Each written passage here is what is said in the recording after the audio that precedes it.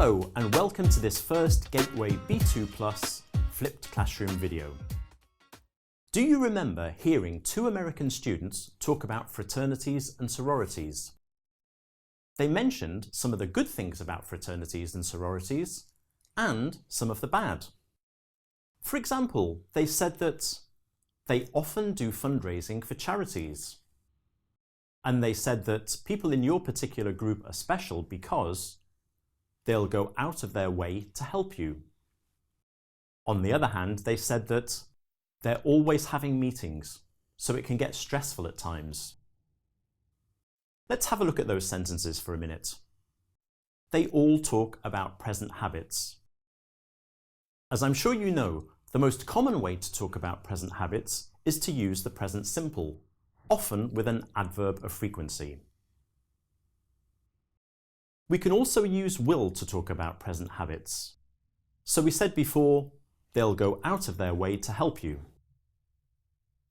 To talk about present habits that we find annoying, we can use the present continuous with an adverb of frequency. It's really useful for talking about things that we find frustrating. So we said before that it can be stressful being in a fraternity or sorority because they're always having meetings. Or imagine, if one of my students is regularly late and I'm not happy about it, I'd say, he's always arriving late. The two students also talked about fraternities and sororities in the past. For example, they said that fraternities used to be literary societies. They'd meet to talk about books and writers. And frats were always getting into trouble. Those sentences all describe past habits.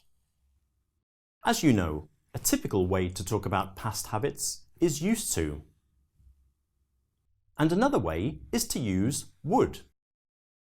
So for example, we said they'd meet to talk about literature. To talk about annoying past habits, we can use the past continuous with adverbs of frequency. So for example, we said that in the past, frats were always getting into trouble. Or imagine that you're talking about someone who was very bossy towards you when you were both younger. You could say, he was always telling me what to do. British universities don't have fraternities or sororities. But I studied at Oxford University, and there are some quite unusual traditions and habits there. For example, when I did exams, I used to have to wear a cape, a white bow tie, and a hat called a mortarboard.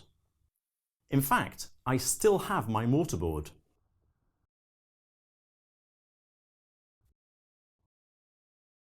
Aren't you glad you don't have to wear this for your exams? Thanks for watching. See you in the next unit.